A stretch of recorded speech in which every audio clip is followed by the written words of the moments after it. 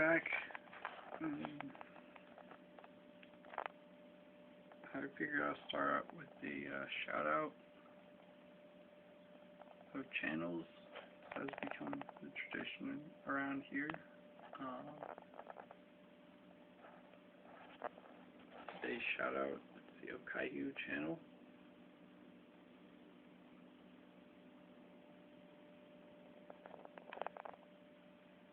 It's a very good one. Top quality content. Honestly, throw for a subscribe if you enjoy these VTubers. If you like Let's Plays or just generally appreciate some cute, adorable content to bring you some peace in the midst of clown world. This is the good stuff, guys. Plenty of good quality entertainment right at your fingertips. Much appreciated. Thank you very much, Okayu channel. Do appreciate. For our music today, our music is Joji and his song Sanctuary, the official video. 88 Rising, of course, the new label. Very nice, very nice. So if you have not heard this song or watched the video yet, boy, are you in for a treat. This is it's a great throwback to the good old days. I love it. Very much a fan. Very happy with this one. Anyway, let's get on with the news. Try not to drag it out too much. Start with the big ticket items. I don't think we'll be doing too much reading today.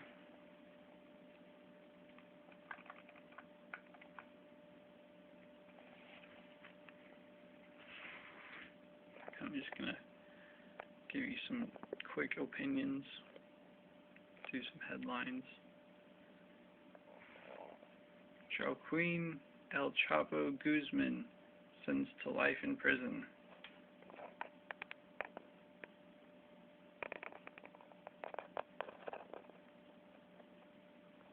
Life behind bars in a U.S. prison, expressing no remorse over his conviction for a massive drug conspiracy that spread murder and mayhem for more than 2 decades.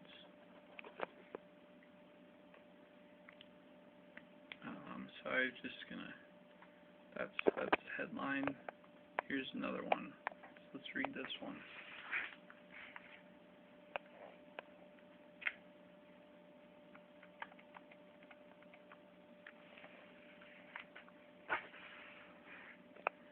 Federal data shows opioid shipments ballooned as crisis grew.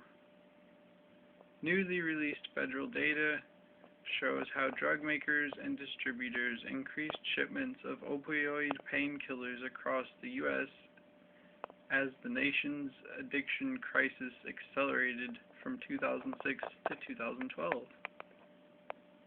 So that's the news about nonviolent people being arrested and put in jail and prison for nonviolent crimes. I don't know, something about, liberty in the pursuit of happiness. Who said that? Anyway, and I think I said something like sober up myself, and that I said something like you don't need drugs at all, which is the truth. But the fact of the matter is, like with the concept of censorship, people make drugs illegal out of cowardly fear. I wanted to make a point here. About what happens and how they put things in boxes to avoid looking at the big picture issue. Because they'll just have you look at the opioid crisis as in isolation, as opposed to like drug addiction in general across the board related to all drugs. Because they want you to think that some drugs are okay and some drugs aren't. And this is a fundamental problem, because people like this exist to fill the needs created by these people. So this guy, in my opinion, I mean, I'm not advocating for violence, but fundamentally running a drug distribution conspiracy is, you know, there should be, well, basically, let me just give you my opinion. There should be access to all drugs, because now that they're not going to give people painkillers anymore in the form of opioids, they're just going to find something else to replace it. Something is going to fill that market void. It was heroin before, then it's opioids, now what's next? They're just going to pick some other vice to go after, maybe crocodile, you know, just shoot up some radioactive iodine next. If you think you can stop people from abusing substances, you're wrong. No more can you stop someone from abusing drugs than you can stop them from killing themselves. Human behavior is going to be what human behavior is, and as I was talking about earlier in a different video about the corruption in the medical industry, there is no reason why anybody should ever need a prescription from a doctor to get drugs that they need. If I want to go and get some antibiotics, I shouldn't have to wait while an infection is spreading in my body. I shouldn't have to wait in a waiting list to go see a doctor so a doctor can confirm something that I already know, because it's my own goddamn body. Like, you think I can't diagnose myself? You think I can't read medical literature? You think I need a doctor to tell me when I need antibiotics? Or a doctor to tell me when I would potentially need pain medicine? Hypothetically, if I was into that shit, which I'm not, but it doesn't matter, that's ad hominem, you know. Even if I was into opioids and I believed in mitigating pain instead of just living with it, you know, if I believed something differently, it would be my right to believe that, and it would be my right to go and get the necessary medication to make my life livable, assuming I could afford it. And the reason people can't even afford their own medications is because of bloat. Is because you're not just paying for the antibiotics. You're not just paying for the opiates. You're paying for some doctor. You're paying for some insurance company. You're supporting all these people who are just paper pushers, who fundamentally are just in between you and what you need to get better. There's this wall of pseudo-experts between people and the medications they need. And it's not right. People die because of this shit.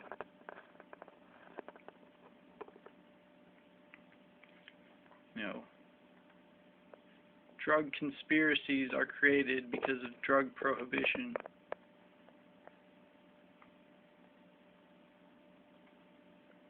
Because it's all illegal, there's no law enforcement, and so violence and murder are inevitably a consequence of illegal marketplaces. Because think about it, fundamentally, if your life is making, you're paying your way through life with a massive drug conspiracy, there's no police to protect your assets, your retirement, your way of life. And so you're going to have to be your own police. And so we all call it, some evil drug lord. But who's the real drug lord? Is it the salesman, or is it the manufacturer? Or are they all just meeting the needs of the consumer nation? How about that? Whose fault is it really? Anyway, that's all for the serious stuff. I'm just gonna, like I said, we're just gonna try to get through this. Let's see what's next. Oh yeah, let's read this one. Woodstock 50's latest plea denied. Anyway, the point is, there's only one point in me showing you this. Yeah, you didn't misread that. That says 50. Feeling old yet? Woodstock 50, guys. How much has our society stagnated in the last 50 years? What, I'm done talking about it. This is all I wanted to show you. Just kind of rub it in everybody's face. Look at that. 50.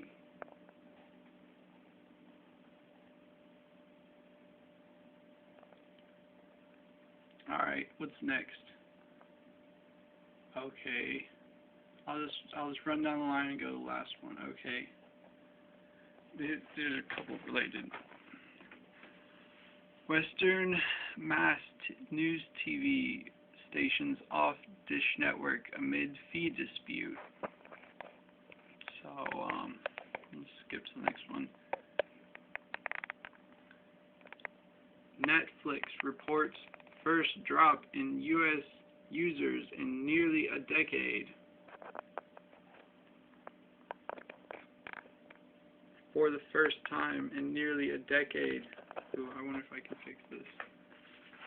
Maybe I'm in the wrong browser. Let's try anyway.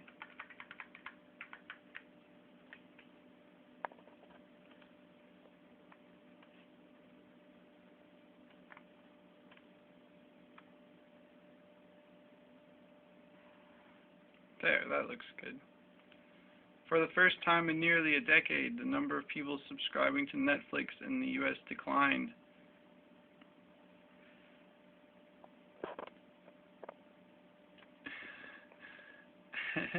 As a slew of rivals are about to enter the field, which is about the state of the dinosaur media. So this is what this is about. This is about dinosaur media events. Fee disputes. Can't really see that one. It's just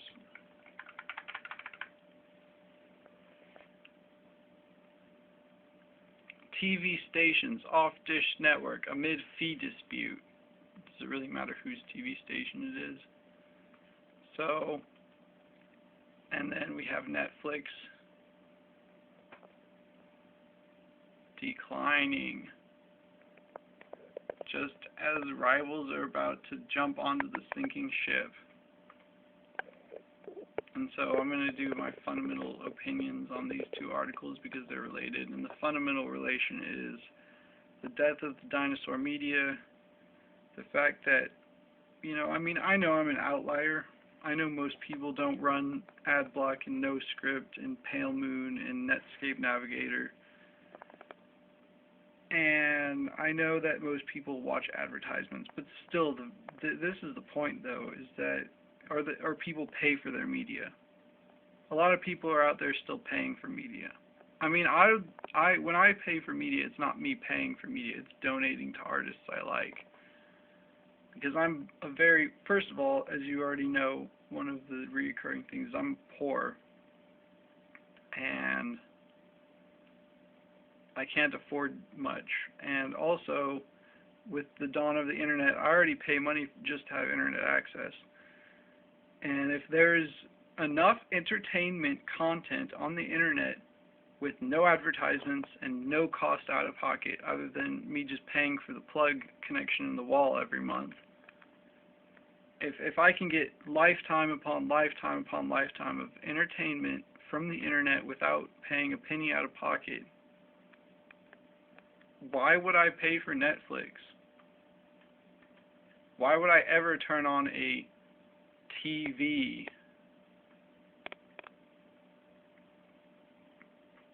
when I have nice convenient little ad blocks, I have nice convenient little script blocks, and I can just enjoy my media. I can do downloads, which are going to be better quality than stream. Like, let's see a 4K stream, huh?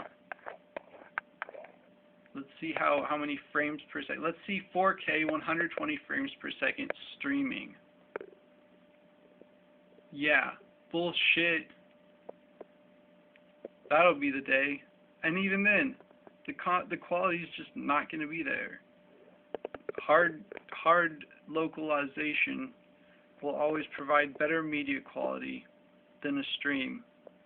And obviously I'm still streaming stuff all the time, like I'm always giving you guys the YouTube shoutouts, but you know, fundamentally, if I want top qual, I'm not going to watch TV, and I'm not going to go through a streaming service. I will just download off that streaming service and play it locally for faster frame rates and just generally better quality. I don't have to worry about buffering. I don't have to worry about, you know, the internet getting cut off when I'm in the middle of watching something because I already saved it locally. So, yeah, of course y'all are dying. And then these dinosaurs are about to jump into a sinking ship. So, have fun trying to bail that concept out.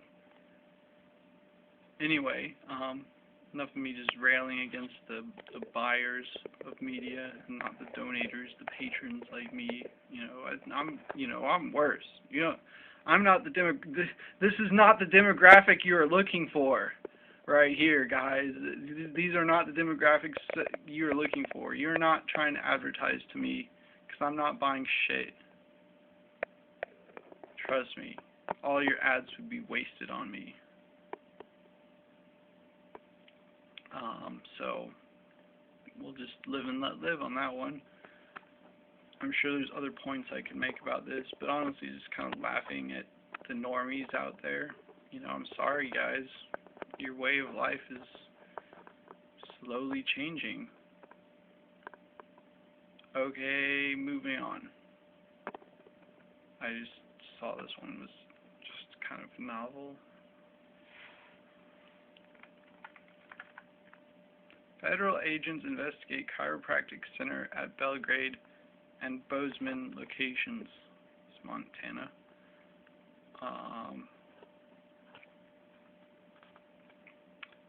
Yeah, I just wanted to. Not many details have been released at this time so far, but an IRS agent told MTN they were here on official business.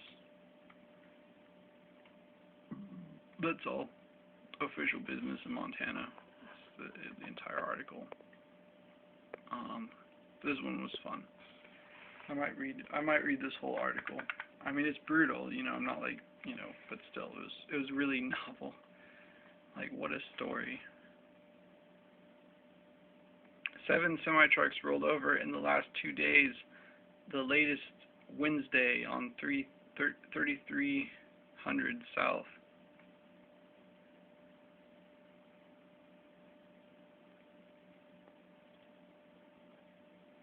Salt Lake City. Semi-truck rolled over on 3300 South, forcing partial closure of the road and the northbound I-5 junction ramp, Utah Department of Transportation cameras show. All eastbound traffic coming off I-15 ramp at 3300 will be okay. Cause of the crash and details of the injuries are unknown. Cleanup of semi-truck takes about 2 hours. There have been several semi-truck rollovers in the last 2 days, and 5 preventable rollovers within a 12-hour period on Tuesday, Utah Highway Patrol tweeted. The first of the 5 incidents began about 7 a.m. Tuesday when a semi-truck rolled on I-84 in Morgan, took a curve too fast, crashed through the center median, and impacted another semi-truck.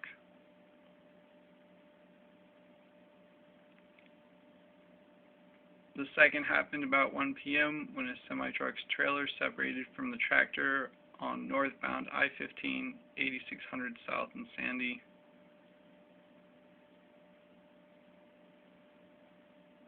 While troopers cleared that incident, they received reports of another rolled semi-truck on eastbound I-80 near Saltaire. The truck, which was hauling salt, overturned at about 1:45 p.m. when the driver dropped a lit cigarette and attempted to retrieve it from the floor of his cab. Traffic was impacted. Not even an hour and a half after the third incident, a semi-truck hauling beer took a curve too fast and overturned on I-84, just 16 miles away from the first rollover of the day. The cleanup took several hours.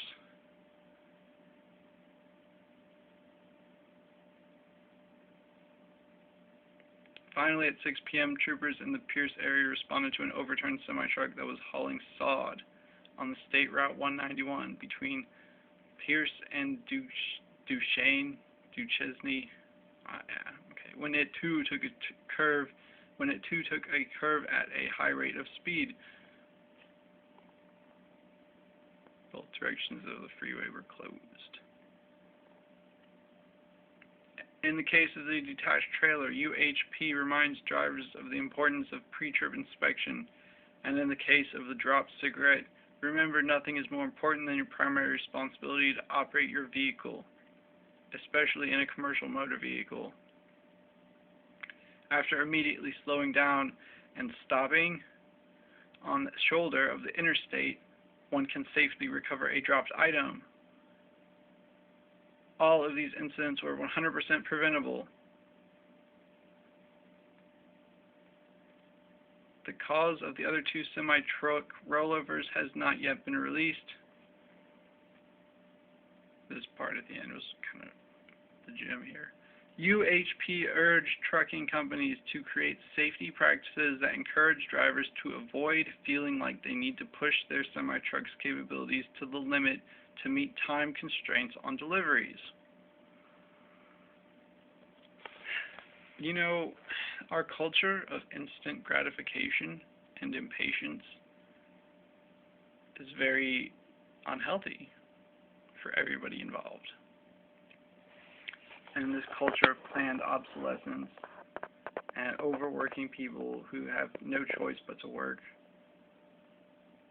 Like, I'm not at all familiar too well with the trucking industry, but I know enough to know that I can't get into it anymore and that it's changing, because everybody knows that this whole driverless vehicle thing, this driverless car, driverless truck thing is coming to us in a short amount of time, relative scale, 5, 10, 20 years from now, we're going to have driverless. And because of that, because of this automation, they're not treating the truckers very well anymore. It used to be you could go and get paid to get a CDL, and you'd be guaranteed a job after you got your CDL, commercial driver's license. Not anymore. Now, if you want a CDL, commercial driver's license, you have to take out a loan to get that class if you don't have the cash up front. And then even then, you're not guaranteed a job. Even though tons of trucking companies are hiring, but they don't pay their employees very well for the amount of work they do. And there's a huge amount of liability, and there's not much protections. Like, probably the majority, if not all, of the drivers personally are going to have to pay for these cleanups. The company who they work for is not going to pay for the cleanup. that's going to be the driver and his insurance. And, yeah, it's not a good time to be a trucker, you know, and a lot of the guys are just, the only thing they know how to do.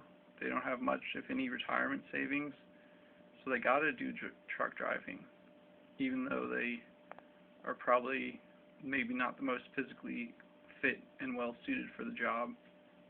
But no young people are joining the industry because it's crap, and all the old guys don't even want to leave because they don't have much of a safety net for unemployment or for other career options.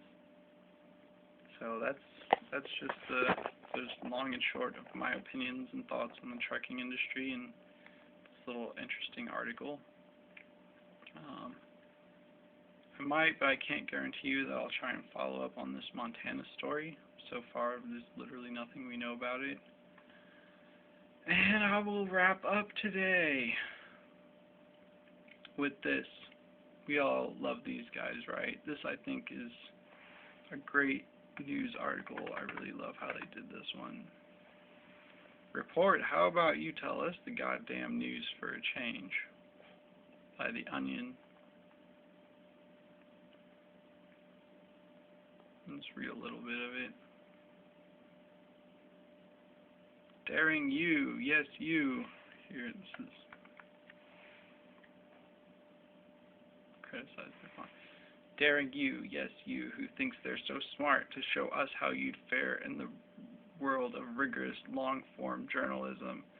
And a short brief published by The Onion Wednesday encourage you, dear reader, to go ahead and tell us the goddamn news for a change.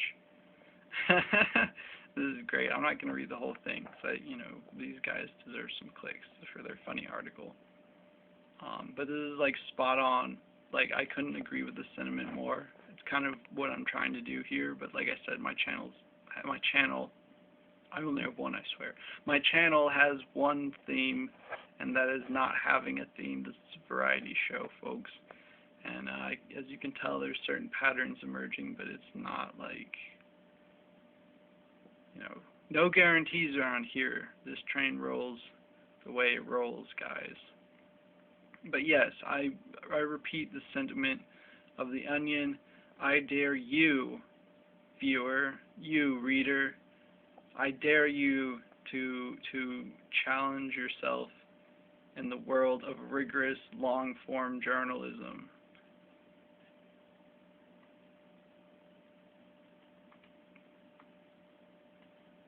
Go ahead and check out this article, get motivated, and go make you some YouTube videos. Do more than just repost somebody else's articles. Let's see some new content, not a repost. Let's see some OC guys. So that's my challenge. Don't forget to stay hydrated, folks. You know, don't overhydrate, but certainly don't let yourself be dehydrated.